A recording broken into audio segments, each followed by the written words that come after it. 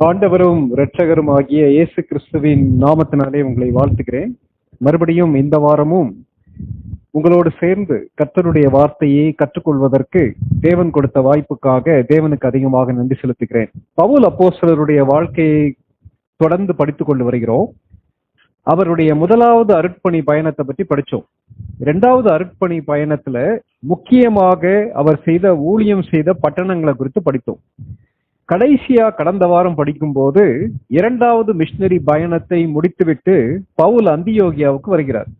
அந்தியோகியாவுக்கு வந்து கர்த்தர் தங்கள் மூலமாக செய்த காரியங்களை அறிக்கையாக சமர்ப்பிக்கிறார். அவர்கள் ஜெபிக்கிறார்கள், அங்கே ஐக்கியப்படுகிறார். அந்த 18வது அதிகாரம் 23ஆம் வசனத்திலிருந்து 21வது அதிகாரம் 16ஆம் வசனம் வரைக்கும் மூன்றாவது மிஷனரி பயணம் ஆரம்பிக்கிறது. நீங்க உங்க கையில இருக்கக்கூடிய வேதாகமத்தை திருப்பி வச்சுக்கிறீங்க, வாசிக்க வேண்டாம். நான் சொல்லும் போது அந்த பகுதிகளை அப்படியே நீங்க பார்த்துட்டு வந்தீங்கன்னா நல்லா இருக்கும் சொல்லி நான் நினைக்கிறேன். 18வது அதிகாரம் 23ஆம் வசனத்தை நீங்க பார்க்கும்போது அந்தியோகியாவிலே கொஞ்ச நாள் பவுல் தங்கி இருக்கிறார், அங்கே கொஞ்ச நாள் சஞ்சரிக்கிறார். அடுத்து என்ன செய்யறாருன்னா, அங்கிருந்து கிளம்பி கலாத்தியா, பெருகியா இந்த இடங்களை கிரமமாய் சுற்றி சீடர்களை பலப்படுத்துகிறார். அடுத்து 19வது அதிகாரம் முதல் வசனத்துல நீங்க பார்க்கும்போது பவுல் எபேசு பட்டணத்துக்கு வருகிறார். 19வது அதிகாரம் முதல் வசனத்துல எபேசு பட்டணத்துக்கு வருகிறார். எபேசு பட்டணத்துல இருந்து எங்க போகிறாருன்னு பாத்தீங்கன்னா 21ஆம் வசனம், 19வது அதிகாரம் 21ஆம் வசனத்துல பவுல் மக்கெதேனியா, அகாயா என்னும் நாடுகளில் சுற்றிலும் நடந்து எருசலேமுக்கு போகும்படி ஆவியில் நிர்ணயம் பண்ணிக்கொண்டு ரோமாபுரியையும் பார்க்க வேண்டும் என்று யோசிக்கிறார். 22ஆம் வசனம் 22 சிஸ்டர் வாசிங்க. 19:22. தனக்கு உதவி செய்தவர்களில் 2 பேராகிய தீமோத்தேயுவையும் எரஸ்துவையும் மக்கதோனியாவுக்கு அனுப்பிவிட்டு தான் பின்னும் சில காலம் ஆசியாவிலே தங்கினான். பவுல் ஆசியாவிலே தங்கினார்னு படிக்கிறோம். நீங்க வேதத்தை படிக்கும் போது இந்த ஆசியா என்பது நம்முடைய கண்டம் கிடையாது. அதாவது அந்த ஏரியால ரோம சாம்ராஜ்யத்துடைய ஒரு பகுதி, ஒரு மாநிலத்துடைய பெயர் ஏசியா என்பது. இது ஏசியா மைனர். அந்த ஆசியால அவர் தங்குகிறார். தங்கிட்டு 20வது அதிகாரம் முதல் வசனம், 2ஆம் வசனம், 3ஆம் வசனம் வாசிங்க. 20, 1, 2, 3. கலகம் அமர்ந்த பின்பு பவுல் சீஷரை தன்னிடத்திற்கு வரவழைத்து வினவிக்கொண்டு மக்கதோனியாவுக்கு போக புறப்பட்டான். அவன் அந்த திசைகளிலே சுற்றி நடந்து சீஷர்களுக்கு வெகுவாய் புத்தி சொல்லி கிரேக்கு தேசத்திலே சேர்ந்தான். அங்கே 3 மாதம் சஞ்சரித்த பின்பு அவன் கப்பலேறி சீரியா தேசத்துக்கு போக மனதாய் இருந்த போது யூதர்கள் அவனுக்கு தீமை செய்யும்படி ரகசியமான யோசனை கொண்டிருந்தபடியால் மக்கதோனியா தேசத்தின் வழியாய் திரும்பி போக தீர்மானம் பண்ணினான். இந்த வசனங்கள்ல என்ன பாக்குறோம்னா 20வது அதிகாரம் முதல் வசனத்துல மக்கதோனியாவுக்கு புறப்படுகிறார். 2ஆம் வசனத்துல கிரேக்கு தேசத்துல போய் சேருகிறார். 3ஆம் வசனத்துல சீரியா தேசத்திற்கு போக மனதா இருக்கிறார். 6ஆம் வசனம் படித்து பார்க்கும்போது 20வது அதிகாரம் 6ஆம் வசனத்துல பிலிப்பு பட்டணத்திற்கும் துரோவா பட்டணத்துக்கும் வரார். அங்க 7 நாள் அங்க தங்கியிருக்கிறார். அடுத்து 20வது அதிகாரம் 13ஆம் வசனம் படிக்கும்போது ஆசோ பட்டணம் வழியாக வரைக்கும் கரை வழியாய் போக மனதாய் இருந்து திட்டமிட்டு புறப்படுகிறார். 15ஆம் வசனம் மறுபடியும் இன்னொரு தீவுக்கு போறாரு. அந்த தீவுடைய பெயர் கீயு தீவுக்கு எதிராக வந்தார். 16ஆம் வசனத்துல நீங்க பார்க்கும்போது 16ஆம் வசனத்துடைய பின்பகுதியில சாமு தீவு பிடித்து துரோகில்லியோன் ஊர் துறையிலே தங்கி, அந்த துறைமுகத்துக்கு அவர் அங்க போறார். அதே போல மிலேத்து பட்டணத்துக்கு வரார். வந்துட்டு 20வது அதிகாரம் 17ஆம் வசனம் மிலேத்துவில் இருந்து எபேசு சபை மூப்பர்களை வர வைத்து அவர்களோடு அவர் பேசுறார். அடுத்து அவருடைய பயணம் 21வது அதிகாரத்திலேயும் தொடர்கிறது. 21வது அதிகாரம் முதல் 2 வசனங்கள் வாசிங்க.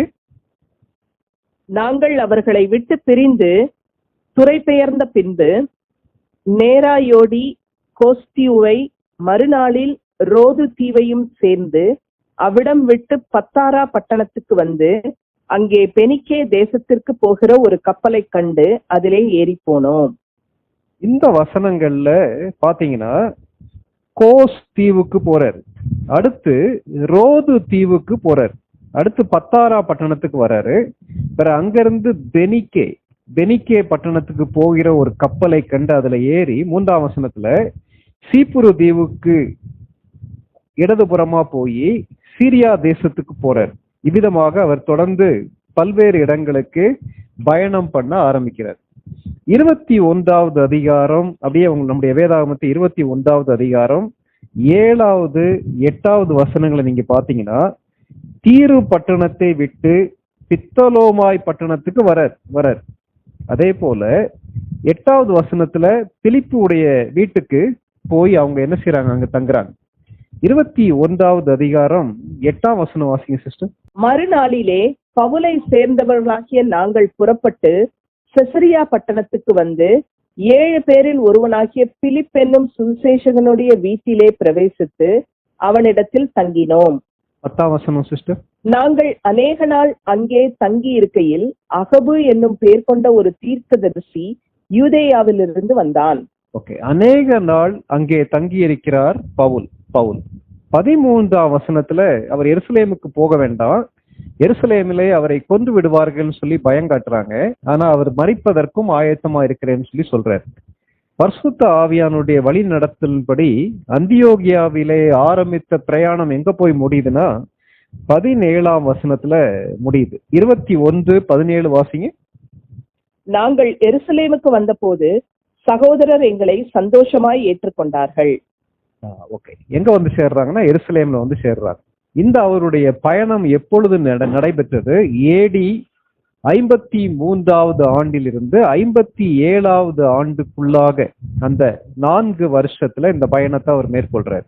ஆகவே பவுலுடைய 3வது மிஷனரி பயணம் அப்போஸ்தலர் நடபடிகள் 18வது அதிகாரம் 23ஆம் வசனத்திலிருந்து 21வது அதிகாரம் 16ஆம் வசனம் வரைக்கும் தொடர்கிறது. இதுக்கு அடுத்து பவுல் ரோமாபுரிக்கு செல்கிறார். அதற்கு பின்பு என்ன நடந்தது என்பது வேதாகமத்திலே குறிப்பிடப்படவில்லை. ஒருவேளை ரோமாபுரியிலே அவர் சிறைச்சேதம் பண்ணப்பட்டிருக்கலாம் என்று வரலாறு சொல்லுகிறது. ஓகே, சரி. 2வது மிஷனரி பயணத்திற்கும் 3வது மிஷனரி பயணத்துக்கும் இருக்கக்கூடிய முக்கியமான வித்தியாசம் என்னன்னா, சத்தியத்தை குறித்து, ஆண்டவரை குறித்து, பவுலுடைய ஊழியத்தை குறித்து, போதனையை குறித்து இருக்கக்கூடிய தவறான புரிந்து கொள்ளுதல் எல்லாவற்றையும் சரி செய்யும்படியாக பவுல் இந்த பயணத்தை மேற்கொள்கிறார். முக்கியமா நீங்க பாத்தீங்கன்னா எபேசுக்கு போவதற்கு அவர் முக்கியமாக முயற்சி எடுக்கிறார். அவருடைய பயணம் முழுவதும் அந்த வெஸ்ட்வர்ட் ரூட்ல இருக்கு. அந்த அவருடைய பயணத்தை நீங்க பாத்தீங்கன்னா மற்ற 2 மிஷனரி பயணங்கள் மாதிரி தெளிவா இருக்கு. அது பயங்கர கொசகொசன்னு இருக்கக்கூடிய தீவுகள் மத்தியில் அவர் போறாரு. முக்கியமாக அவருடைய நோக்கம் என்னன்னா, ஏற்கனவே 2 மிஷனரி பயணத்தின் மூலமாக சந்திக்கப்பட்ட மக்கள், இயேசு கிறிஸ்துவை சொந்த இரட்சகராக ஏற்றுக்கொண்ட மக்களை பலப்படுத்துவதற்காக, வழி நடத்துவதற்காக அவர் விதமாக பயணிக்கிறார். அப்போ பவுலுடைய ஊழியத்துல மிக மிக முக்கியமான காரியம் அறியப்படாத மக்களுக்கு நற்செய்தி அறிவிப்பது. அது முக்கியமான ஊழியம். அதே நேரத்துல அறிந்த மக்கள் வளர வேண்டும், அறிந்த மக்கள் கிறிஸ்துவுக்குள் பலப்பட வேண்டும். ஆகவே பின்தொடர் பணி, ஃபாலோ மினிஸ்ட்ரியை பக்காவா அதை நேர்த்தியாக செய்யக்கூடிய ஒரு மனிதராக காணப்படுகிறார். சரி, இன்றைக்கு பவுலுடைய ஊழியத்துல தொடர்ந்து நடக்கக்கூடிய காரியங்களை பார்க்கலாம். அந்த 18வது அதிகாரத்துல நம்ம வாசிக்க கேட்ட அந்த 21ஆம் வசனத்துல இருந்து 28ஆம் வசனம் வரைக்கும் அப்பல்லோவை குறித்து சொல்லப்பட்டிருக்கிறது. நம்ம பவுலுடைய ஊழியத்தை குறித்து பார்க்கிறபடினால 19வது அதிகாரத்துல நம்ம படிக்க ஆரம்பிக்கலாம். 19வது அதிகாரம் முதல் 2 வசனங்கள் வாசிங்க. அப்போஸ்தலர் 19 முதல் 2 வசனங்கள்.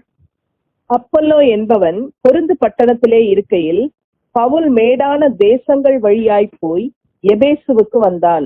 அங்கே சில சீஷரை கண்டு, நீங்கள் விசுவாசிகளான போது பரிசுத்த ஆவியை பெற்றீர்களா என்று கேட்டான். அதற்கு அவர்கள், பரிசுத்த ஆவி உண்டென்பதை நாங்கள் கேள்விப்படவே இல்லை என்றார்கள். இந்த வசனங்கள்ல பவுல் எபேசுவிலே செய்த ஊழியத்தின் அறிமுகம் ஆரம்பமாகிறது. இந்த எபேசு பட்டணம் அந்த ஆசியாவுடைய தலைநகரமான ஒரு பட்டணம். ஆசியா என்று சொல்லும் போது ரோம சாம்ராஜ்யத்தின் ஒரு பகுதியில் உள்ள ஒரு மாநிலத்துடைய பெயர் ஏசியா. அதோடைய கேபிட்டல். லீடிங் பிசினஸ் சென்டர்னு சொல்லி கொடுத்திருக்கு. லீடிங் பிசினஸ் சென்டர்னா தொழில் துறையிலே தலைமையகமாக திகழ்ந்த ஒரு பட்டணம். இன்றைக்கு இருக்கக்கூடிய துருக்கி நாட்டுடைய ஒரு பகுதியாக அது காணப்படுகிறது. It is a hub of sea and land transportation. கடல் வழி மற்றும் தரைவழி போக்குவரத்தின் மையமாக காணப்பட்டது. அது மாத்திரமல்ல, மத்திய தரைக்கடலில் இருக்கக்கூடிய முக்கியமான ஒரு பெரிய நகரம். மத சம்பந்தமான சொற்பொழிவுகள், மதவாதிகள் அதிகமாக காணப்பட்ட ஒரு இடம். அது மாத்திரமல்ல, இது என்ன சொல்றாங்கன்னா ஹோம் ஆஃப் கிரிமினல்ஸ் சொல்லி சொல்றாங்க. மற்ற இடங்கள்ல இருக்கக்கூடிய குற்றவாளிகள் வெகு எளிதாக வந்து தங்களை பாதுகாப்பதற்காக, அடைக்கலம் தேடுவதற்காக வரக்கூடிய இடமாக காணப்பட்டது. அதனால அது என்ன வார்த்தை பயன்படுத்தினாங்கன்னா ஹோம் ஆஃப் கிரிமினல்ஸ் சொல்லி சொன்னாங்க. குற்றவாளிகளுடைய வீடுன்னு சொல்லி சொன்னாங்க. ஏன்னா அங்க இருக்கக்கூடிய தியானாளுடைய ஆலயத்திற்கு ஒருவர் வந்து விடுவாரானால், அந்த ஆலயத்தின் சுற்றுப்பகுதிகளில் வந்து அவர் அடைக்கலம் புகுவாரானால் அவர் மேல எந்த ஆக்ஷனும் எடுக்க முடியாதுன்னு சொல்லக்கூடிய விதத்துல அது மிகவும் முக்கியமானதாக காணப்பட்டது. மார்க்கெட் ஆஃப் ஏசியா மைனர்னு சொல்றாங்க. அதாவது ஆசியா மைனர் எனப்பட்ட மாநிலத்துடைய சந்தையாக இது காணப்பட்டது. அந்த அளவுக்கு முக்கியமாக வணிகம் நடக்கக்கூடிய இது ஒரு இடம்.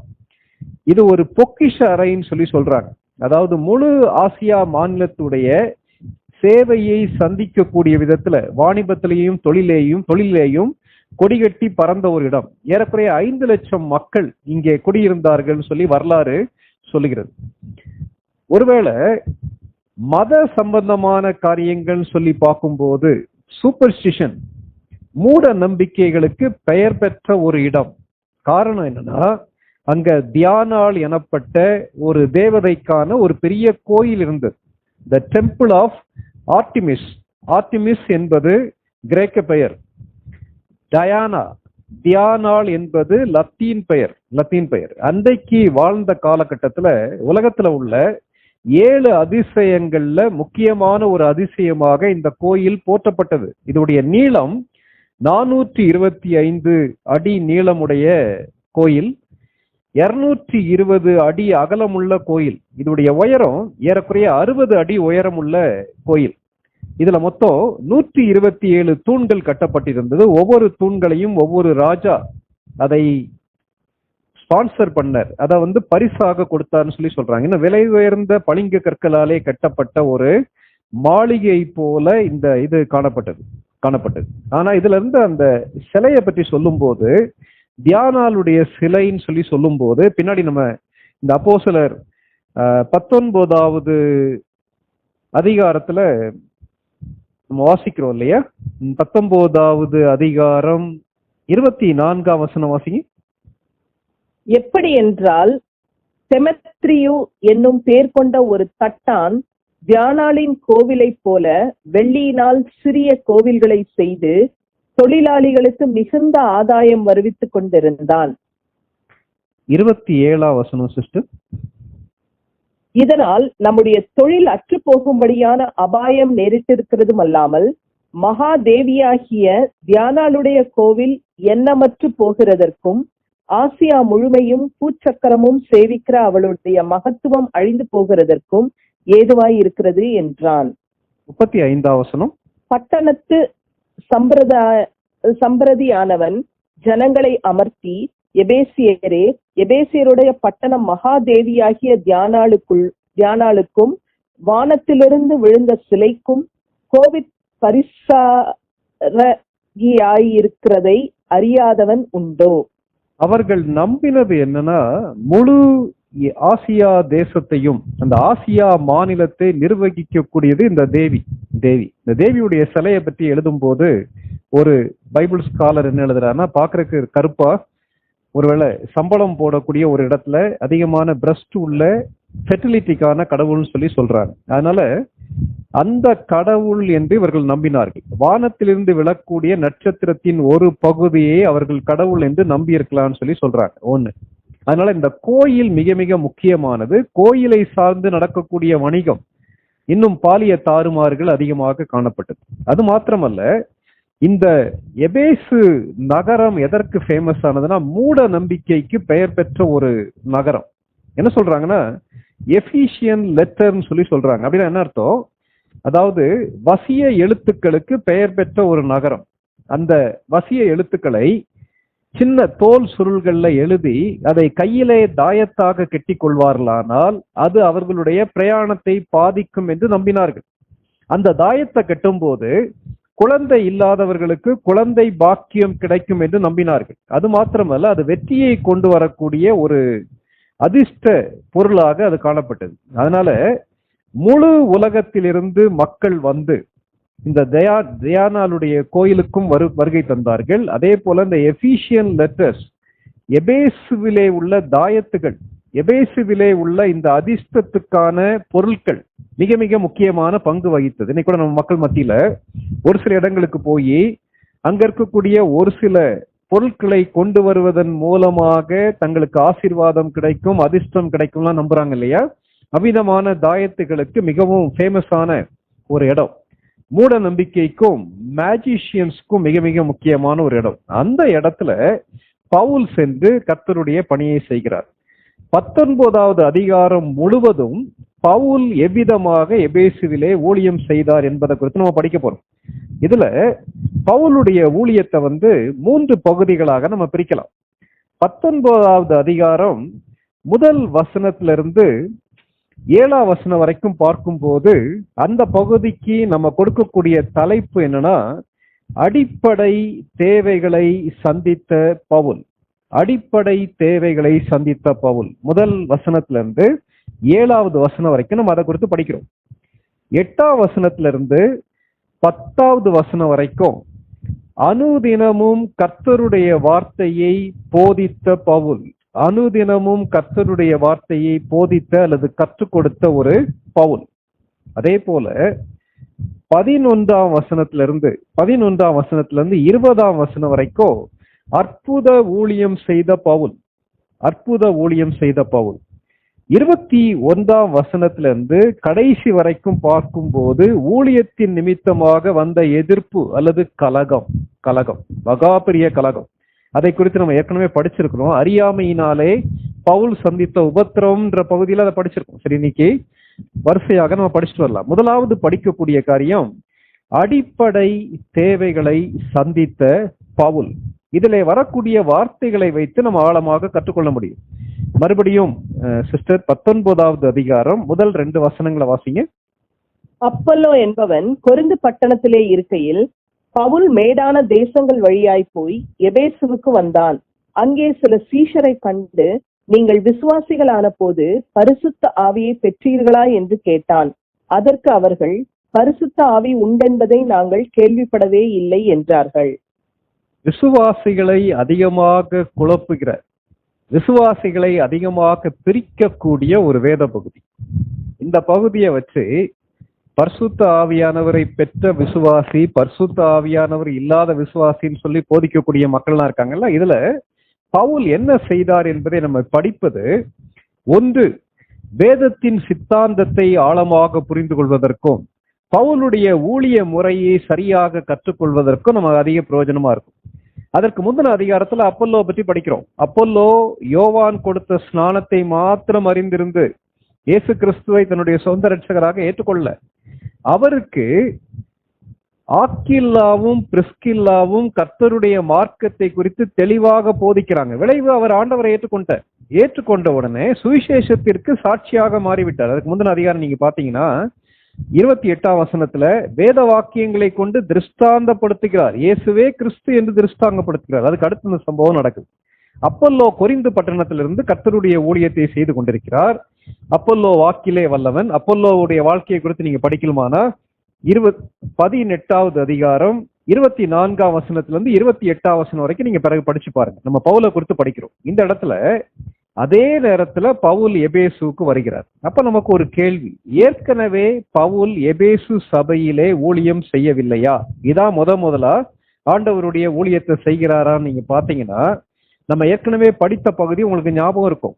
16வது அதிகாரத்துல இந்த ஆசியாவுக்கு போக வேண்டும் என்று பவுல் தீர்மானிக்கிறார். ஆனால் பரிசுத்த ஆவியானவர் அவரை போக விடவில்லை. கர்த்தருடைய ஆவியானவர் அவரை தடை பண்ணினார். ஆகவே அவர் போல. இந்த ரோம சாம்ராஜ்யத்தின் பெரிய நகரங்கள்ல ஒரு நகரம் இந்த எபேசு பட்டணம். ஆனா அங்க போவதற்கு கர்த்தர் விடவில்லை, கர்த்தருடைய வேலை வரவில்லை. இரண்டாவது, மறுபடியும் பவுல் எபேசுவுக்கு போகிறார். முந்தின அதிகாரத்தை நீங்க படிச்சு பாத்தீங்கன்னா தெரியும். ஆனால் அங்கே அவர் ஊழியத்தை நிறைவேற்றவில்லை. சில நாட்கள் அங்கே இருந்து விட்டு அடுத்த இடத்துக்கு போயிட்டார். இப்பொழுது கர்த்தருடைய ஆவியானவருடைய வழி நடத்தலின்படி அங்க வருகிறார். அங்க வரும்போது அங்கே யார பாக்குறாருன்னா, கண்டார்.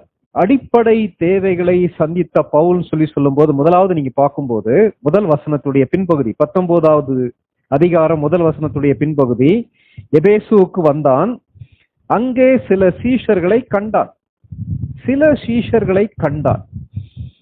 சீஷர்கள்ன்ற வார்த்தையை படிக்கும் போது அதனுடைய பின்னணியத்துல படிக்க வேண்டும். இவர்கள் யார்? யோவான் ஸ்நானகனுடைய சீஷர்கள். எப்படி யோவான் ஸ்நானகனுடைய சீஷர்கள் சொல்லி நீங்க சொல்றீங்கன்னு கேட்டீங்கன்னா, 2ஆம் வசனத்தையும் 3ஆம் வசனத்தை நீங்க படிச்சு பார்க்கும்போது 3வது 4வது வசனங்களை வாசிங்க சிஸ்டர். 3, 4. அப்பொழுது அவன், அப்படியானால் நீங்கள் எந்த ஞானஸ்நானம் பெற்றீர்கள் என்றான். அதற்கு அவர்கள், யோவான் கொடுத்த ஞானஸ்நானம் பெற்றோம் என்றார்கள். அப்பொழுது பவுல், யோவான் தனக்கு பின் வருகிறவராகிய கிறிஸ்து இயேசுவில் விசுவாசிகளாய் இருக்க வேண்டும் என்று ஜனங்களுக்கு சொல்லி மனம் திரும்புதலுக்கு ஏற்ற ஞானஸ்நானத்தை கொடுத்தானே என்றான். இந்த வசனங்கள்ல பவுல் காண்கிறார். என்ன காண்கிறார்? இவர்கள் முழுமையான கிறிஸ்தவர்கள் அல்ல. Incomplete Christianity. இவர்களுடைய அடிப்படை தேவை என்னன்னா, இவர்கள் இயேசு கிறிஸ்துவை தங்களுடைய சொந்த இரட்சகராக ஏற்றுக்கொள்ளவில்லை. யோவானுடைய ஞானஸ்நானத்தை மாத்திரம் அறிந்திருந்தார்கள். அப்போ இந்த இடத்துல சீஷர்கள்ன்ற வார்த்தை இயேசு கிறிஸ்துவை பின்பற்றக்கூடிய சீடர்கள் அல்ல. இவர்கள் யார்? யோவான் ஸ்நானகனுடைய சீடர்கள். நமக்கு இந்த பகுதிகள்லாம் தெரியும், வாசிக்க வேண்டாம். மத்தேயு எழுதிய நற்செய்தி நூல் 3வது அதிகாரம் 7ஆம் வசனத்திலிருந்து 12ஆம் வசனம் வரைக்கும், லூக்கா எழுதிய நற்செய்தி நூல் 3வது அதிகாரம் 3ஆம் வசனத்திலிருந்து 11ஆம் வசனம் வரைக்கும் நீங்க படிச்சு பாத்தீங்கன்னா, யோவான் பிரசங்கம் பண்றார். என்ன பிரசங்கம் பண்ணுகிறார்? கர்த்தருக்கென்று வழியை ஆயத்தப்படுத்துவதற்காக பிரசங்கம் பண்ணுகிறார். அவருடைய பிரசங்கத்துல மனந்திருபுதலின் அடையாளமாக ஞானஸ்நானம் கொடுக்கிறார். ஒரு காரியத்தை நன்றாக ஞாபகம் வைத்துக் கொள்ள வேண்டும். பழைய ஏற்பாட்டின் கடைசி தீர்க்கதரிசி யோவான் ஸ்நானகன். பழைய உடன்படிக்கையை பின்பற்றின ஒரு மனிதன். அவர் என்ன சொல்றாரு? வரப்போகிற மேசியா பரிசுத்த ஆவியினால் உங்களுக்கு ஞானஸ்நானம் கொடுப்பார் என்று அவர் போதிக்கிறார். சரி, அப்ப அதை கேட்கும் போது நிறைய யோவானுடைய சீஷர்கள் அவரை பின்பற்றுகிறார்கள். அவரை பின்பற்றும் போது தனக்கு பின்னாலே வரக்கூடிய மேசியாவாகிய இயேசு கிறிஸ்துவை யோவான் ஸ்நானகன் அறிமுகப்படுத்துகிறார். யாருக்கெல்லாம் அறிமுகப்படுத்தினார்? பேதுருவுக்கு அறிமுகப்படுத்துகிறார், அந்திரேயாவுக்கு அறிமுகப்படுத்துகிறார், பிலிப்புவுக்கு அறிமுகப்படுத்துகிறார், நாத்தான்வேலுக்கு அறிமுகப்படுத்துகிறார். இவர்கள் எல்லாம் யாரு? யோவானுடைய சீஷர்கள். யோவானுடைய சீஷர்களுக்கு என்ன அறிமுகப்படுத்துகிறார்? எனக்கு பின்னாடி வரக்கூடிய மேசியாவாகிய இயேசு கிறிஸ்துவை நீங்கள் விசுவாசித்து ஏற்றுக்கொள்ள வேண்டும் சொல்லி சொல்றார். சொன்ன உடனே யோவானுடைய சீஷர்கள்ல அநேகர் என்ன பண்றாங்கன்னா, இயேசு கிறிஸ்துடைய சீஷர்களாக மாறிவிட்டார்கள்.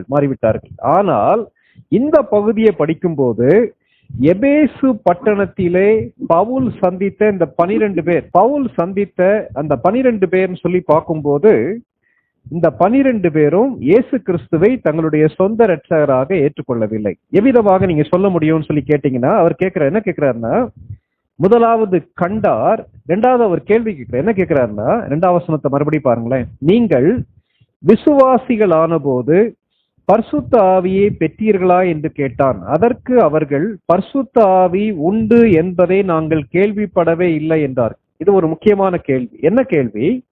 நீங்க விசுவாசிகளான போது பரிசுத்த ஆவியை பெற்றீர்களா? இந்த வசனத்தை வச்சுட்டு விசுவாசிக்கிறது ஒரு அனுபவம், பரிசுத்த ஆவியானவரை பெறுவது வேறு அனுபவம் என்ற போதனைக்குள்ள வர முடியாது. இதுல உள்ள அந்த கிரேக்க வினைச்சொல் எதற்காக பயன்படுத்தப்படுதுன்னா, நீங்கள் விசுவாசிகளாக மாறி பரிசுத்த ஆவியை பெற்றீர்களா? அதாவது பரிசுத்த ஆவியானுடைய உதவி இல்லாதபடிக்கு உங்களால் வெற்றியுள்ள வாழ்க்கை வாழ முடியாது. நீங்கள் பரிசுத்த ஆவியானுடைய உதவி இல்லாதபடிக்கு இயேசு கிறிஸ்துவை இரட்சகர் என்று சொல்ல முடியாதுன்னு சொல்றார் பவுல். ஒன்று கண்டார், இரண்டாவது அவர்களுடைய உண்மையான ஆவிக்குரிய நிலைமையை அறிந்து கொள்வதற்காக பவுல் இவ்விதமாக கேட்டார். நீங்க எப்படி சொல்ல முடியும் யோவானுடைய சீஷர்கள் இயேசு கிறிஸ்துவுடைய மேல விசுவாசிகள் இல்லைன்னு சொல்லி நீங்க எப்படி சொல்ல முடியும் நீங்க கேட்கலாம். இவர்கள் யார் மூலமாக இயேசு கிறிஸ்துவை அறிந்திருக்க வேண்டும்னா அப்போலோ மூலமாக ஆண்டவரை அறிந்திருக்க வேண்டும். அதுக்கு முந்தின அதிகாரத்தை கொஞ்சம் பாருங்களேன், நமக்கு புரியும். முந்தின அதிகாரத்துல அப்போஸ்தலர் நடவடிக்கைகள் 18வது அதிகாரம் 25ஆம் வசனம் வாசிங்க. அவன் கர்த்தருடைய மார்க்கத்திலே உபதேசிக்கப்பட்டு யோவான் கொடுத்த ஸ்நானத்தை மாத்திரம் அறிந்தவனாய் இருந்து ஆவியில் அனலுள்ளவனாய் கர்த்தருக்கு அடுத்தவைகளை சித்தமாய் போதகம் பண்ணி கொண்டு வந்தான். இந்த வார்த்தைகளுக்கு சரியான அர்த்தம் நம்ம படிக்கலாம். இது யாரை பற்றி போட்டிருக்கு? அப்பல்லோ பற்றி போட்டிருக்கு. இந்த அப்பல்லோ யோவான் கொடுத்த ஸ்நானத்தை மாத்திரம் அறிந்தவனாய் இருந்தான். அப்ப இயேசு கிறிஸ்துவ தெரியாதான்னு நம்ம கேட்கலாம்.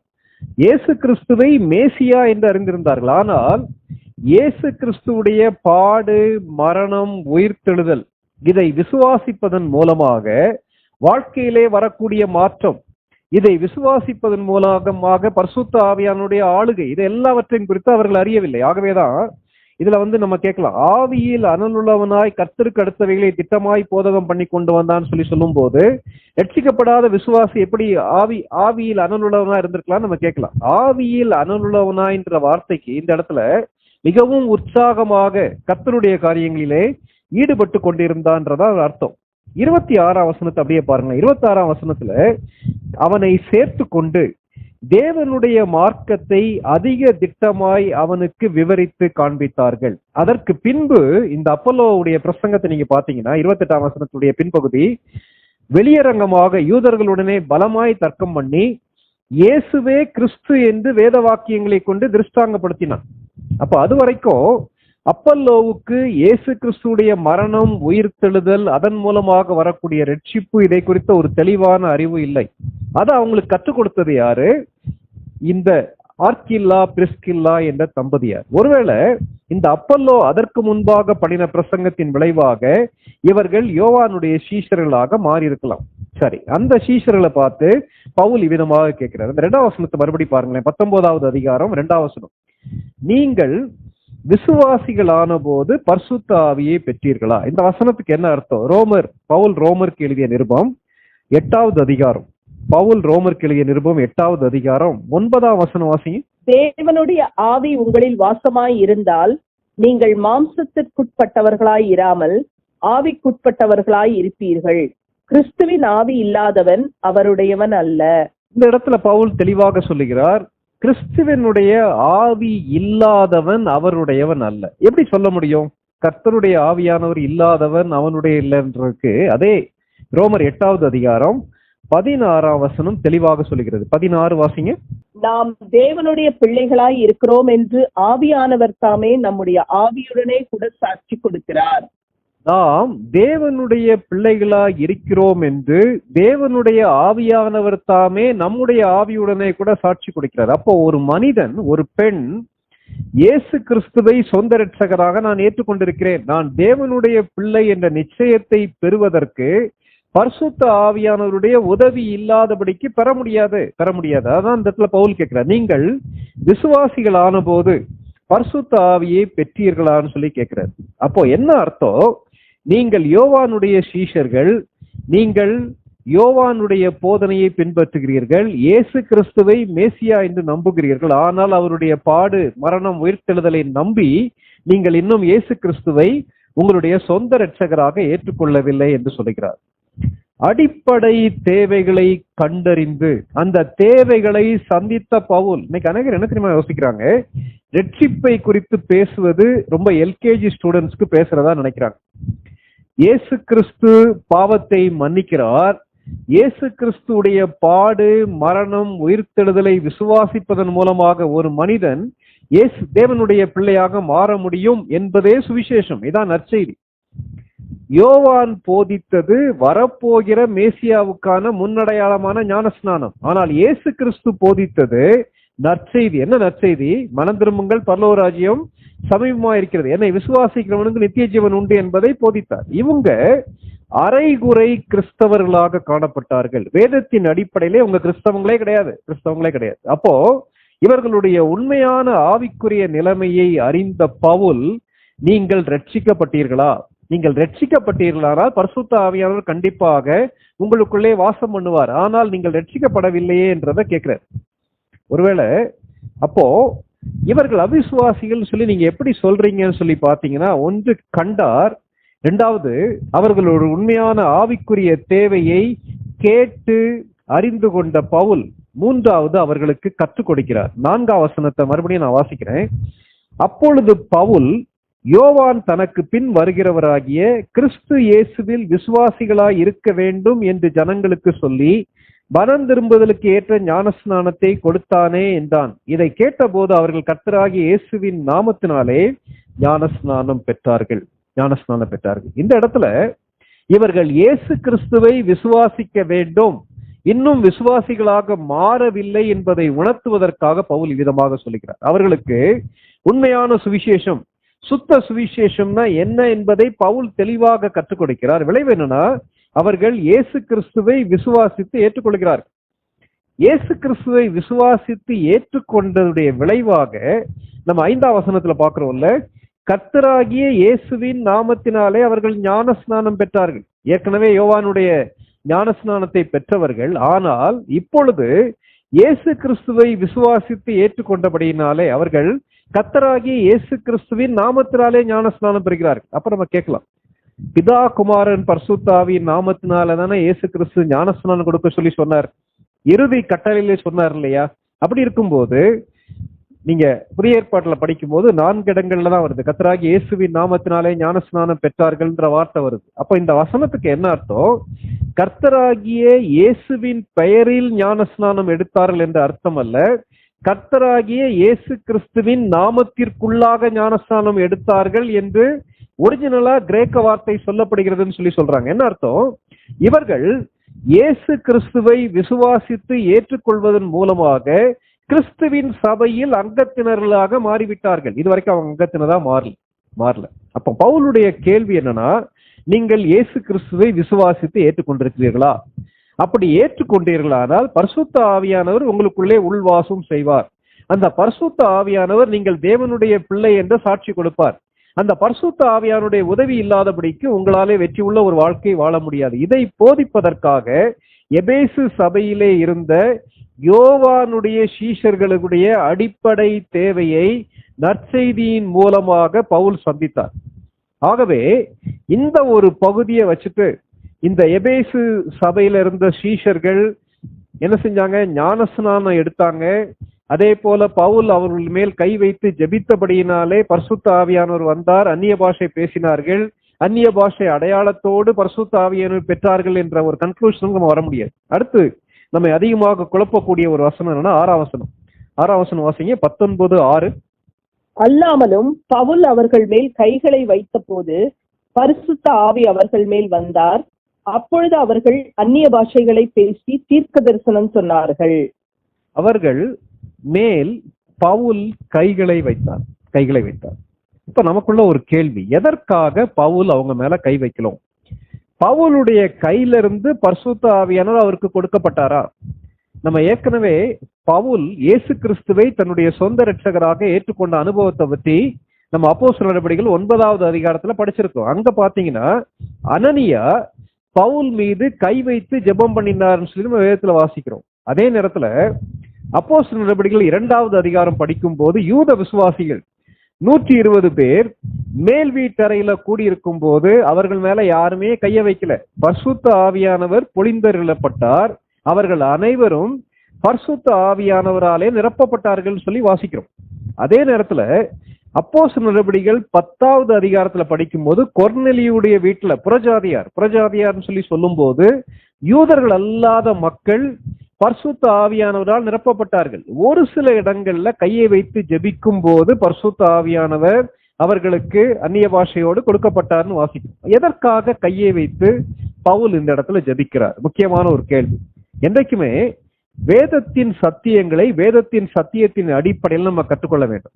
நம்ம முதல்ல படிச்ச காரியம், பவுல் கேட்பது போல நாம் இன்றைக்கு கேட்க வேண்டுமா? நீங்கள் விசுவாசிகளான போது பரிசுத்த ஆவியை பெற்றுக்கொண்டீர்களா? அதாவது விசுவாசிப்பது ஒரு அனுபவம், பரிசுத்த ஆவியை பெற்றுக்கொள்வது வேறு ஒரு அனுபவம். அந்நிய பாஷை அடையாளத்தோடு பெற்றுக்கொள்ள வேண்டும் சொல்லி போதிக்கிறாங்கல்ல, அவிதமாக கேட்க வேண்டுமான்னு சொல்லி கேட்டீங்கன்னா அந்த கேள்வி சரியல்ல என்பதை படிச்சிட்டோம்.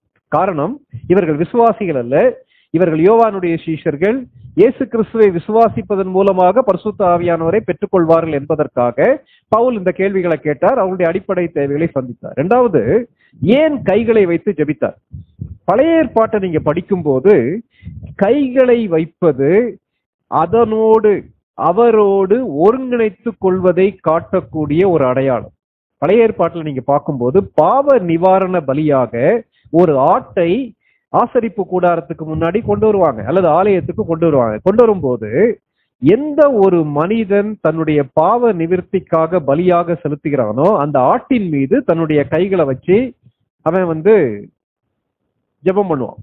காரணம், இந்த ஆடு நான் செய்த பாவத்துக்கான பிராயசித்த பலியாக மரிக்கிறது, அதிலே எனக்கு பங்கு உண்டு, நான் பாவி என்ற அடையாளமாக காட்டுவதற்காக தன்னையும் அந்த ஆட்டோடு ஒருங்கிணைத்துக் கொள்வதற்காக அவன் தான் கையை வச்சு, ஆங்கிலத்தில் சொல்றது ஐடென்டிபிகேஷன், தன்னை அடையாளப்படுத்திக் கொள்வதற்காக ஒருங்கிணைப்பதற்காக இந்த காரியம் செய்யறாங்க.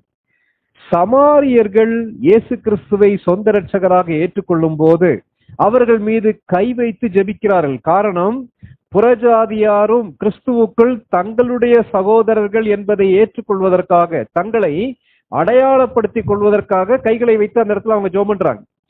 ஏன் அனனியா பவுல் மீது கை வைத்து ஜெபித்தார்?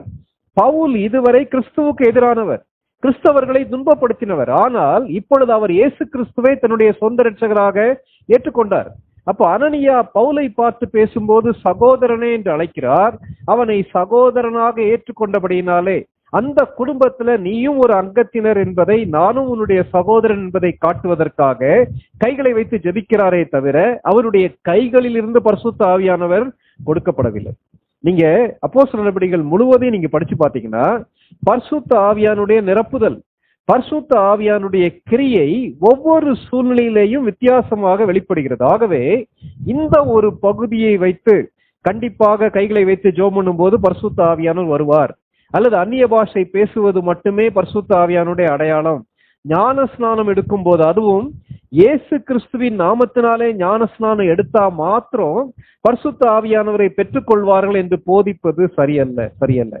நீங்க இதுல வேதத்துல தெளிவாக கற்றுக்கொள்ள வேண்டும். ஏன்னா ஒவ்வொரு பகுதியிலேயும் கர்த்தர் ஒவ்வொரு விதத்திலே வித்தியாசமான விதங்களிலே அவர் செயல்படுகிறார். ஆகவே ஒரு பகுதியை வைத்து இதன் அடிப்படையில கர்த்தர் செயல்படுவார் என்ற முடிவுக்கு வர முடியாது. வாரன் வியாஸ்பி என்ற தேவனுடைய மனிதர் இந்த பகுதியை குறித்து எழுதும் போது, தயவு செய்து நீங்கள் பரிசுத்த ஆவியானுடைய நிரப்புதல் அல்லது இன்றைக்கு நம்ம பின்பற்ற வேண்டிய முறைன்னு நீங்க பாத்தீங்கன்னா எந்த பகுதியை பின்பற்றலாம்னு சொல்லும் போது அப்போஸ்தலர் நடபடிகள் 10வது அதிகாரம் 43ஆம் வசனத்திலிருந்து 48ஆம் வசனம் வரைக்கும் உள்ள பகுதியை சொல்லுகிறார். கொஞ்சம் வாசிக்கிறீங்களா சிஸ்டர்? அப்போஸ்தலர் 10:43 முதல் 48 வரைக்கும். அவரை விசுவாசிக்கிறவன் எவனோ அவன் அவருடைய நாமத்தினாலே பாவ மன்னிப்பை பெறுவான் என்று தீர்க்கதரிசிகள் எல்லாரும் அவரை குறித்தே சாட்சி கொடுக்கிறார்கள் என்றான். இந்த வார்த்தைகளை பேதுரு பேசிக் கொண்டிருக்கையில் வசனத்தை கேட்டவர்கள் யாவர் மேலும் பரிசுத்த ஆவியானவர் இறங்கினார்.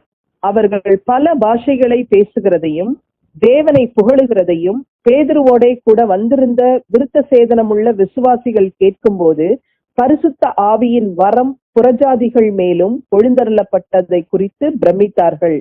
அப்பொழுது பேதுரு, நம்மை போல பரிசுத்த ஆவியை பெற்ற இவர்களும் ஞானஸ்நானம் பெறாதபடிக்கு எவனாகிலும் தண்ணீரை விலக்கலாமா என்று சொல்லி கர்த்தருடைய நாமத்தினாலே அவர்களுக்கு ஞானஸ்நானம் கொடுக்கும்படி கட்டளையிட்டான். அப்பொழுது சில நாள் அங்கே தங்கும்படி அவனை வேண்டிக் கொண்டார்கள். Thank you sister. இந்த வசனங்கள்ல அந்த தேவனுடைய மனிதர் சொல்லும் போது காரியம், முதலாவது இயேசு கிறிஸ்துவை விசுவாசிக்க வேண்டும். இயேசு கிறிஸ்துவை விசுவாசிக்கக்கூடிய ஒவ்வொரு விசுவாசிக்குள்ளேயும் பரிசுத்த ஆவியானவர் வந்து விடுகிறார். ஒரு சில இடங்கள்ல வெளிப்படையாக இந்த புறஜாதியார் பரிசுத்த ஆவியினால் நிரப்பப்பட்டார்கள் என்பதை காட்டுவதற்காக ஆதி திருச்சபையில் இப்படிப்பட்ட சம்பவங்கள் நடந்தது. ஆகவே அதே போல சம்பவம் நடக்கணும்னு சொல்லி நம்ம எதிர்பார்க்க முடியாது. அடுத்து அவர்கள் பரிசுத்த ஆவியை பெற்றார்கள் என்பதை புறஜாதியாராகிய அவர்கள் மூலமாக யூதர்களுக்கு அடையாளமாக அவர்கள் அந்நிய பாஷை பேசுகிறார்கள். ஆனால் அப்போஸ்தலர் நடவடிக்கைகள் 2வது அதிகாரத்துல அவர்கள் பேசின அந்நிய பாஷை மற்றவர்களுக்கு புரிந்தது. ஆகவே எல்லா இடத்துலயும் அவங்க அந்நிய பாஷை பேசல. அடுத்து அவர்கள் தங்களுடைய விசுவாசத்தை ஞானஸ்நானத்தின் மூலமாக அறிக்கையிடுகிறார்கள். ஆகவே பவுலுடைய ஊழியத்தின் நிமித்தமாக ஒரு பகுதியை எடுத்து வைத்துக் கொண்டு அந்த பகுதியின்படியே நடக்க வேண்டும், அப்படி இல்லாவிட்டால் அது வேதத்தின் அடிப்படையில சரியில்லை என்ற முடிவுக்கு வர முடியாது. ஏன்னா இந்த இடத்துல பவுல் கை வைத்து ஜெபிக்கும் போது அவர்கள் பரிசுத்த ஆவியினாலே நிரப்பப்படுகிறார்கள். அனனியா கை வைத்து ஜெபிக்கும் போது பவுலுடைய கண்களில் இருந்து செதில்கள் போன்றவை கீழே விழுந்தனன்னு சொல்லி வாசிக்கிறோம். ஆகவே கை வைத்து ஜெபிக்கிற எல்லார் மேலேயும் கண்ல இருந்து செதில் போல விழும் என்று போதிப்பது விகற்பமானது. ஆகவே இதன் அடிப்படையில ஒரு கொள்கையை உருவாக்க முடியாது. இதுல நம்ம கற்றுக்கொள்ள வேண்டிய முக்கியமான காரியம், அடிப்படை தேவைகளை கண்டுபிடித்து அந்த தேவைகளை சந்தித்த பவுல். இன்றைக்கு ராத்திரி நம்ம கேட்க வேண்டிய கேள்வி என்னன்னா, ஒருவரை புதிதாக சந்திக்கும் போது அந்த நபர் இயேசு கிறிஸ்துவை சொந்த இரட்சகராக ஏற்றுக்கொண்டவரா இல்லையா என்பதை நம்மால் கணிக்க முடிகிறதா? இன்னைக்கு அநேகருக்கு அந்த அறிவே கிடையாது. அருட்பணியை பத்தி பேசுறோம், அல்லது ஆவிக்குரிய அனுபவங்களை பற்றி பேசுறோம், அந்நிய பாஷையை பற்றி பேசுறோம், முழுக்க ஞானஸ்நானத்தை பற்றி பேசுறோம். ஆனால் அவர்கள் இயேசு கிறிஸ்துவை தனிப்பட்ட விதத்தில் சொந்த இரட்சகராக ஏற்றுக்கொண்ட நபரா இல்லையா என்பதை நம்ம கேட்க தவறிடுறோம். ஏன் இவ்விதமாக நாம் கேட்பதில்லை? இன்னைக்கு அநேகருக்கு தங்களுக்கு அப்படிப்பட்ட அனுபவம் கிடையாது. இயேசு கிறிஸ்து என்னுடைய பாவத்தை மன்னித்தார், அவரை விசுவாசித்து ஏற்றுக்கொண்டதன் மூலமாக நான் தேவனுடைய பிள்ளை என்ற நிச்சயம், பரிசுத்த ஆவியானுடைய உதவியின் மூலமாக வெற்றியுள்ள ஒரு வாழ்க்கை, இது எல்லாவற்றையும் அனுபவிக்காதவர்கள் ரட்சிப்பை முக்கியப்படுத்துவது கிடையாது. இந்த இடத்துல பவுல் கண்டார், அவர்களிடத்திலே கேட்டார், அவர்கள் இயேசு கிறிஸ்துவை விசுவாசிக்க வேண்டும் என்பதை குறித்து தெளிவாக போதித்தார். பரிசுத்த ஆவியானுடைய முக்கியத்துவத்தை குறித்து அவர்களுக்கு சொல்லிக் கொடுத்தார். விளைவு அவர்கள் யோவானின் சீடர்களாக இருந்தவர்கள் இயேசுவின் சீடர்களாக மாறிவிட்டார்கள். அப்போ எபேசு பட்டணத்திலே முதலாவது திருச்சபை உருவானது யார் மூலமா உருவாச்சு? இந்த 12 பேர் மூலமாக உருவாகியது. 19வது அதிகாரம் 7ஆம் வசனம், அந்த மனுஷர் எல்லாரும் ஏறக்குறைய 12 பேராய் இருந்தார்கள். இந்த ஒரு சின்ன கூட்ட மக்கள் மூலமாக ஒரு திருச்சபை உருவாகியது. யோவானுடைய சீஷர்கள் இயேசு கிறிஸ்துடைய சீஷர்களாக அவர்கள் மாறிவிட்டார்கள். இன்றைக்கு விதமாக கணித்து அடிப்படை தேவைகளை சந்திப்பதற்கு முக்கியத்துவம் கொடுக்கிறோமா இல்லையா என்பதை நம்ம யோசித்து பார்க்கலாம். சிறு கூட்ட மக்களுக்கு தெளிவாக நற்செய்தி அறிவித்து அவர்களை கிறிஸ்துவின் மந்தையில் அவர்களை கொண்டு வந்தார் பவுல். அதோடு நிறுத்திவிட்டாரா? நிறுத்திவிடவில்லை. 19வது அதிகாரம் 8வது 9வது வசனங்களை வாசிங்க. 19, 8, 9. பின்பு பவுல் ஜெபாலயத்தில் பிரவேசித்து தைரியமாய் பிரசங்கித்து 3 மாதம் அளவும் தேவனுடைய ராஜ்யத்துக்கு அடுத்தவைகளை குறித்து சம்பாஷணை பண்ணி புத்தி சொல்லிக் கொண்டு வந்தான். சிலர் கடினப்பட்டு அவிசுவாசிகளாகி கூட்டத்திற்கு முன்பாக இந்த மார்க்கத்தை நிந்தித்த போது அவன் அவர்களை விட்டு விலகி சீஷரை அவர்களிலிருந்து பிரித்து கொண்டு திறன்னு என்னும் ஒருவனுடைய வித்யாசாலையிலே அனுதினமும் சம்பாஷித்துக் கொண்டு வந்தான். இந்த வசனங்கள் என்ன நடக்குது? பவுல் அந்த 12 பேரை சந்திச்சிட்டார். 12 பேரையும் சீஷர்களா மாத்திட்டார். அதே நேரத்துல அவர் ரெகுலராக செய்யக்கூடிய பணியையும் செஞ்சிட்டு இருக்காரு. ஏறக்குறைய 3 மாதங்கள் அளவும் என்ன பண்றாருன்னா ஜெப ஆலயத்துக்கு போறாரு. நம்ம ஏற்கனவே படிச்சிருக்கிறோம். பவுல் எந்த பட்டணத்துக்குள்ள போனாலும் ஜெப ஆலயத்துக்கு போவாரு. அங்க போய் தைரியமாய் பிரசங்கித்து கர்த்தருடைய வார்த்தையை போதிப்பதற்கு வாய்ப்பு கொடுத்த போது இயேசு கிறிஸ்துவே கர்த்தர் என்ற நற்செய்தியை அங்கேயும் அறிவிக்கிறார்.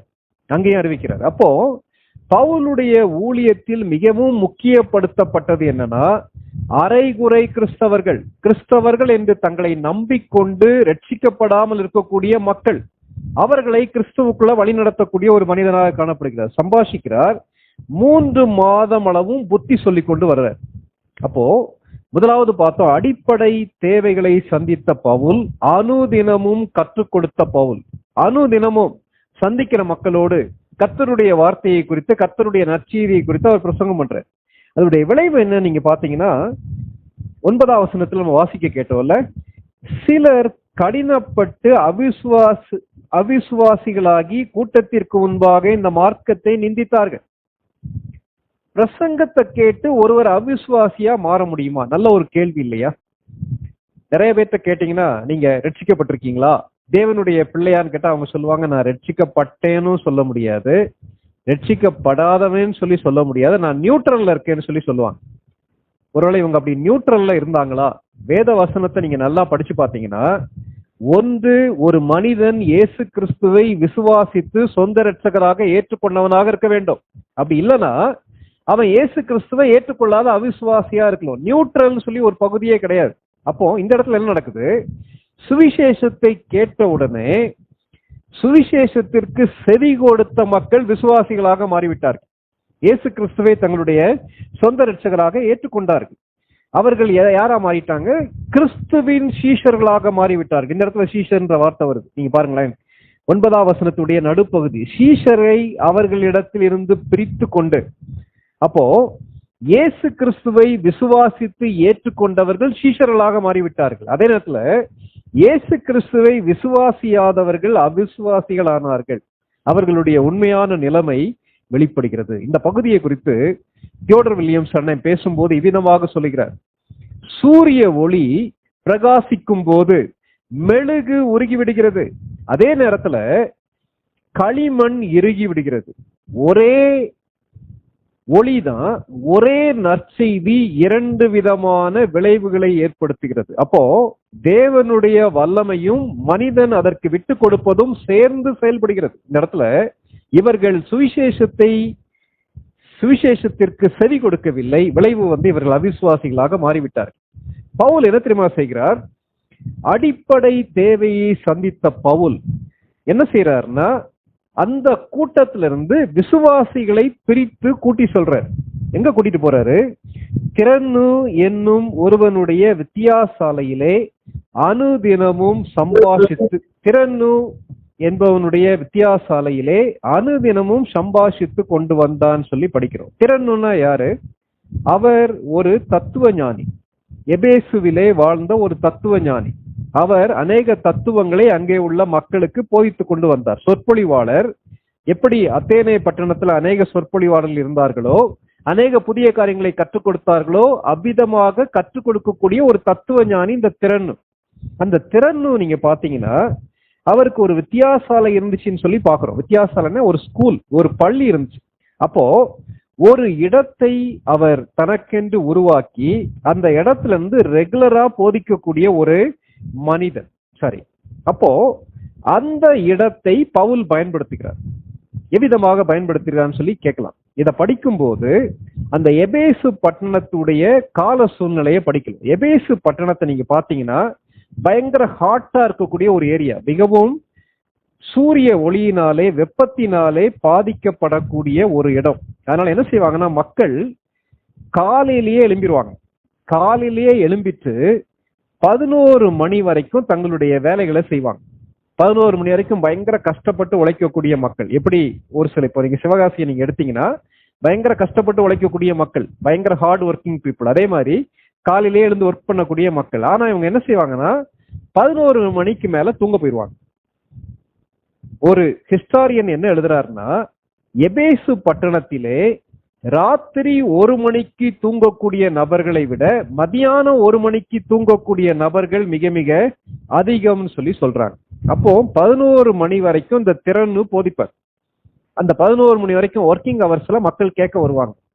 பவுல் என்ன செய்யறாருன்னா, எல்லாரும் தூங்குவாங்க இல்லையா, அல்லது மிகவும் சூரியன் காட்டமாக இருக்குன்னு சொல்ற டைம்ல இந்த திறனுடைய பள்ளி ஃப்ரீயா இருக்கும். அந்த வித்தியாசாலை அந்த டைம்ல வேற யாரும் பயன்படுத்தாதபடிக்கு அது காலியாக இருக்க டைம்ல ஒருவேளை பவுல் அதுக்கு வாடகை கொடுத்திருக்கலாம். வாடகை கொடுத்து 11 மணியில் இருந்து சாயங்காலம் 4 மணி வரைக்கும் பவுல் அங்கே கர்த்தருடைய வசனத்தை உபதேசித்தார்.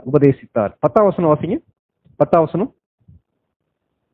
2 வருஷ காலம் இப்படி நடந்ததினாலே ஆசியாவில் குடியிருந்த யூதரும் கிரேக்கருமாகிய எல்லாரும் கர்த்தராகிய இயேசுவின் வசனத்தை கேட்டார்கள். பவுல் டெய்லி எவ்வளவு நேரம் கர்த்தருடைய வார்த்தையை போதித்தார்? டெய்லி 5 மணி நேரம் போதித்தார். 11 மணிலிருந்து மத்தியானம் 4 மணி வரைக்கும் போதித்தார். இவ்விதமாக எத்தனை ஆண்டுகள் போதித்தார்? 2 வருஷம் போதித்தார். 2 ஆண்டுகள் போதித்தார். சனிக்கிழமை மட்டும் விட்டுருங்க, சனிக்கிழமை ஓய்வு நாள், அன்றைக்கு மாத்திரம் ஜெப ஆலயத்துக்கு போறது, மற்ற வேலைகளை செய்யறது இருந்தார். மற்றபடி 2 ஆண்டுகள் கர்த்தருடைய வார்த்தையை அவர் போதித்தார். விளைவு என்னன்னு பாத்தீங்கன்னா, அந்த வசனத்தை மறுபடி கவனிங்க. ஆசியாவில் குடியிருந்த யூதரும் கிரேக்கரும் ஆகிய எல்லாரும் கர்த்தராகிய இயேசுவின் வசனத்தை கேட்டார்கள். எப்படி நடந்துச்சு? முதல்ல பார்த்தோம், அடிப்படை தேவையை சந்தித்த பவுல். இரண்டாவது, அனுதினமும் கர்த்தருடைய வார்த்தையை போதித்த பவுல். இன்னைக்கு டெய்லி 5 மணி நேரம், வாரத்துக்கு 6 நாட்கள், 2 ஆண்டுகள் கர்த்தருடைய வசனத்தை பவுல் போதித்தார். விளைவு என்ன தெரியுமா? சீஷர்கள் கர்த்தருடைய வசனத்திலே பலப்பட்டார்கள், கர்த்தருடைய வசனத்தை ஆழமாக அறிந்து கொண்டார்கள். இவங்க என்ன பண்ணாங்க தெரியுமா? யூதரும் கிரேக்கரும் ஆகிய ஆசியா அந்த மாநிலத்துல குடியிருந்த எல்லா மக்களுக்கும் இவர்கள் போய் கற்றுக் கொடுத்தார்கள். பவுலே சென்று எல்லா காரியத்தையும் செய்யவில்லை. பவுல் மூலமாக பயிற்சி பெற்றவர்கள் மற்றவர்களுக்கு கர்த்தருடைய வசனத்தை கற்றுக் கொடுத்தார்கள். கேட்டிருக்க அருமையான சகோதர சகோதரிகளே, வாரத்துக்கு ஒரு முறை இந்த ஆள் வேத ஆராய்ச்சிக்கு நம்ம கூடி வரோம். கர்த்தருடைய வசனத்தை நம்ம படிக்கிறோம். தனிப்பட்ட விதத்தில் நம்ம கர்த்தருடைய வார்த்தையை படிக்கிறோமா? கர்த்தருடைய வசனத்தை ஆழமாக அறிந்து கொள்வதற்கு முயற்சி எடுக்கிறோமா? இரண்டாவது, நாம் கற்றுக்கொண்ட சத்தியத்தை மற்றவர்களுக்கு கற்றுக் கொடுக்கிறோமா? புதிய விசுவாசிகளுக்கு கர்த்தருக்குள் வளருவதற்கு கர்த்தருடைய வசனத்தை கற்றுக் கொடுக்கிறோமா? பவுல் ஒரு நாளைக்கு 5 மணி நேரம், ஒரு வாரத்துல 6 நாள் போதித்தார். 2 வருஷம் போதித்தார். விளைவு என்ன தெரியுமா? எபேசுவிலே பெரிய எழுப்புதல் உண்டாயிற்று. எந்த அளவுக்கு எழுப்புதல் உண்டாயிற்று என்பதை அடுத்த வசனத்திலிருந்து கர்த்தர் சித்தமான அடுத்த வாரம் நம்ம படிக்கலாம்.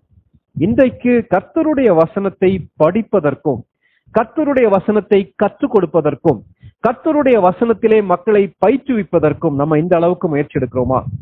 இது பவுல் தன்னை பற்றி சொல்லிக் கொண்டது அல்லது லூக்கா எழுதினது மட்டும் இல்ல, எதிரிகள் அவரை குறித்து இவ்விதமாக சொல்லுகிறார்கள். இதை மாத்திரம் பார்த்து முடிக்கலாம். அப்போஸ்தலர் நடவடிக்கைகள் 19வது அதிகாரம் 17ஆம் வசனம் 20ஆம் வசனம் வாசிங்க. இது எபேசுவிலே குடியிருந்த யூதர் கிரேக்கர் அனைவருக்கும் தெரிய வந்தபோது அவர்கள் எல்லாரும் பயமடைந்தார்கள். கர்த்தராகிய இயேசுவின் நாமம் மகிமைப்பட்டது. இவ்வளவு பலமாய் கர்த்தருடைய வசனம் விருத்தி அடைந்து மேற்கொண்டது. இவ்வளவு பலமாய் கர்த்தருடைய வசனம் மேற்கொண்டது.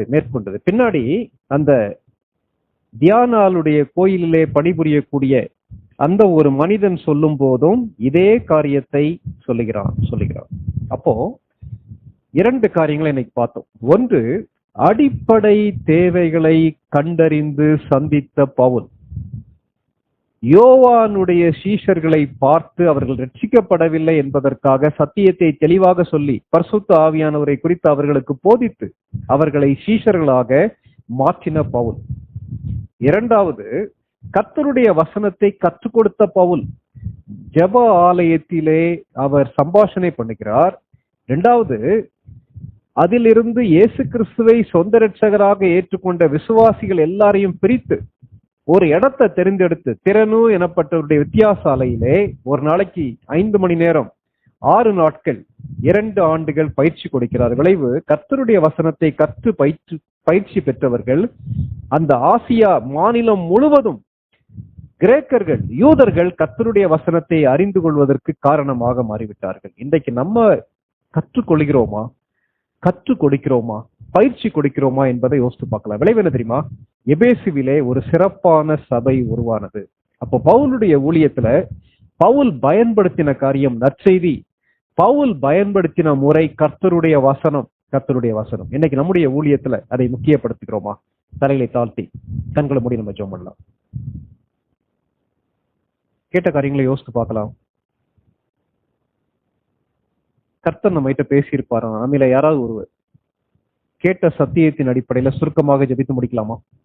அன்புள்ள ஆண்டவரே, இந்த அருமையான நாளின் இரவு நேரத்திற்காக உமக்கு நன்றி செலுத்துகிறோம், உம்மை துதிக்கிறோம். பவுல் அப்போஸ்தலர் அவர்களுடைய வாழ்க்கையின் மூலமாக எனக்கும் எங்களுக்கும் நீர் கற்றுக் கொடுக்கிற அநேக பாடங்களுக்காக நன்றி செலுத்துகிறோம். ஆண்டவரே, உண்மையான தேவையுள்ள மக்களுடைய தேவையை, அடிப்படை தேவையை அவர்களுக்கு நற்செய்தி தேவை என்பதை அறிந்து சரியான விதத்துல கொடுத்து விட எங்களுக்கு கிருபை தாரும். எங்கள் ஒவ்வொருவருக்கும் அந்த டிசர்ன்மெண்ட்டை, அந்த பகுத்தறியக்கூடிய தன்மையை நீங்க தாங்க. எங்களுடைய ஆவிக்குரிய நிலைமைக்கு மேலாக ஒருவரை உயர்த்த முடியாது என்பதை நாங்கள் அறிந்திருக்கிறோம். ஆகவே நாங்கள் வளர, அந்த வளர்ச்சியின் அடிப்படையில் மற்றவர்களை எடை போட, தேவையை அறிய, தேவையை சந்திக்க எங்களுக்கு கிருபை தாரும். கர்த்தருடைய வசனத்துக்கான போதனை எங்களுடைய திருச்சபைகளிலேயும் ஐக்கியங்களிலேயும் எவ்வளவாய் குறைந்து வருகிறது என்பதை வேதனையோடு உங்களுடைய சமூகத்தில் அறிக்கையிடுகிறோம். ஆண்டவரே, நாங்கள் ஒவ்வொருவரும் கர்த்தருடைய வசனத்தை படிப்பதற்கு, அதன் அடிப்படையில் வாழ்வதற்கு எங்களை அர்ப்பணிக்க எங்களுக்கு கிருபை தாரும். ஆண்டவரே, பவுல் ஆண்டவரே 2 ஆண்டுகள் ஒவ்வொரு நாளும் 5 மணி நேரம் அந்த வித்தியாசாலையிலே புதிய விசுவாசிகளுக்கு காரியங்களை கற்றுக் கொடுத்தாரே. ஆசியா தேசம் முழுவதும், அந்த மாநிலம் முழுவதும் உள்ள மக்கள் கர்த்தருடைய வசனத்தை அறிந்து கொண்டார்களே ஆண்டவரே. அதே போல எங்களுடைய ஆள் வேத ஆராய்ச்சிக்கு வரக்கூடிய எங்களை ஒவ்வொருவரையும் இந்த கரத்தில் அர்ப்பணிக்கிறோம். நாங்கள் பயிற்சி பெற்றவர்களாக இந்த தேசத்தில் இருக்கக்கூடிய மக்கள், உண்மை அறிந்தவர்கள் அறியாதவர்கள் எல்லாரும் கர்த்தருடைய வசனத்தை அறிந்து கொள்வதற்கு நாங்கள் கருவிகளாக பயன்படுத்தப்பட கிருபை தாரும். தொடர்ந்து நீர் எங்களை வழி நடத்தும். இயேசுவின் நாமத்தில் வேண்டிக் கொள்கிறோம் பரமபிதாவே. ஆமென்.